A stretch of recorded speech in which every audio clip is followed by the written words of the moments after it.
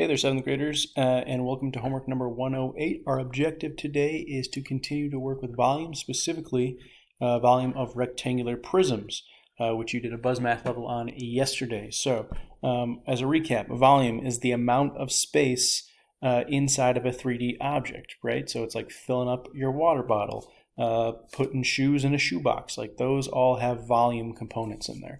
It is measured in cubic units, okay? Area is units squared, perimeter is regular units, and volume is cubic units. You should have that down packed by now. And we really have two formulas. We can just do volume is equal to length times width times height, or you know that length and width is the area of a rectangle, so volume is equal to the area of the base times height. Those are the two possible formulas. So let's listen to some catchy music first. Harry Houdini was an illusionist and stunt performer, famous worldwide for his sensational escape acts. In 1912, he escaped from a rectangular prison filled with water. 3D rectangle, and listen, they told me each hour they'd add 90 cubic feet of water to the cell until it fills and I'm under. I need to know just how long that will take them, so I need to figure out the volume of the prism. I start by getting the area of the floor space, that's length times width, the area of the base. I eyeball the wall, it's about 12 feet, and I guess the other wall is about 6 feet. So base area is length times width. I won't call it quits, that's just 12 times 6, 72 square feet. I measured it right, but it's gonna be tough to measure the height until I see panels that make up the wall, and each one is about 2 feet tall. I count the panels to the top, I count 5 times 2 feet each is 10 feet high. The volume of a prism is area of the base times the height. I know it, so I get it right. That's 72 times 10. Are you ready? In cubic feet, that's 720. If they add 90 cubic feet of water every hour, 720 divided by 90 is 8 hours. That's it. That's how long I have to escape from the prism, so I need to find a way. I'm Houdini, you need me, I'll be gone soon. But first I gotta figure out the volume of a rectangular prism or a cube. Ooh, L times H times W. Cool, so that was just like a fun little tune to help you hopefully remember how to find the area. Go ahead and number your paper, correct heading at the top, and we got a couple problems to work out. I don't need you to draw the pictures today because I know you're all going to freak out and say, I don't know how to draw a 3D picture, but hey, if you can, go for it. Go ahead and draw it. I will want you to label the area, base, and height, though. Length, width, and height, though. So here we go. It's going to be, here's our kind of length, here's our width, and here's our height. You'll notice those three numbers are different in a rectangular prism. They don't always have to be different, right? So you'll say your length is equal to 4, your width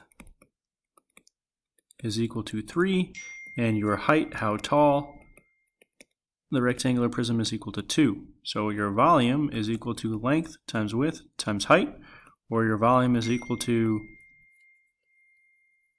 4 times 3 times 2. 4 times 3 is 12, times 2 is 24 miles cubed, right? Again, please remember, sorry, not to the 1, it's mi to the 3rd. Please remember to circle your answers and number your problems, all right? So that's what you're doing in these 6 problems. So number 2 you can put right next door. Again, you just want to set it up like this.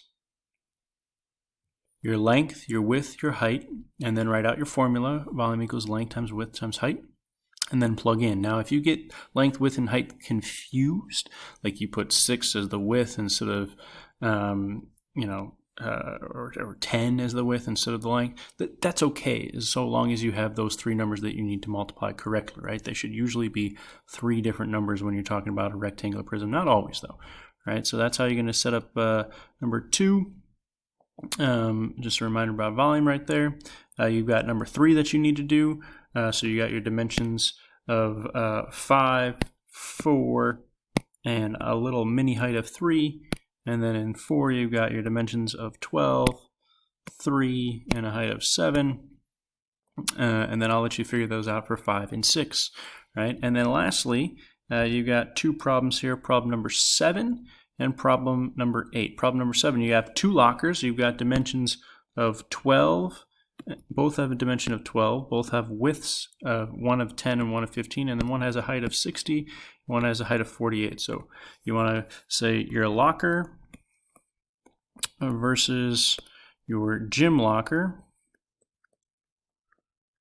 And they both are going to be the volume for you, length with height. Volume is equal to length with height. And you want to tell me which one has more storage. So do that calculation and let me know.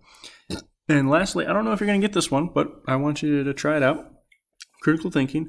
What is the volume of the rectangular prism below? Notice I've only given the area of each face, so you have to determine the dimensions. You can't just make these dimensions up. You got to think, okay, what 2 numbers can I multiply together to get me 30? Well, maybe you'll say like 3 and 10. But then what 2 numbers can I multiply to get me 48? Something times 10 doesn't get me 48, so nope, that's not going to work. What if I did like 5 and 6? Okay, 5 and 6 gives me 30. Now what 2 numbers, what times 6 gives me 48? Okay, maybe that works, right? Okay, that's 8 and that. But then if this is 5 down here, what's that up there? Like I have no idea. So you need to go ahead and determine the dimensions of that volume. You should have 3 numbers. So number 8 on your paper, you should give me 3 numbers that are the dimensions for that shape. If you want to draw that shape, it'd just be drawing a rectangle, draw another rectangle behind it, and then combine it with lines like that. That's how you draw 3D shapes, right? So that's it. Take a picture of this and send it to me when you're done. And lastly, make sure you do your ST Math. So I've been taking a look at ST Math, and I can tell right here whether or not you've done it, right? This says your last session. So Mr. Villalobos, Mr. Tiburcio, nice job, right? You did it yesterday just like I asked you to. So if you're not seeing 414 there, you need to go ahead and make sure that you're actually doing your 20 minutes of ST Math, right? That's it. Have a good one.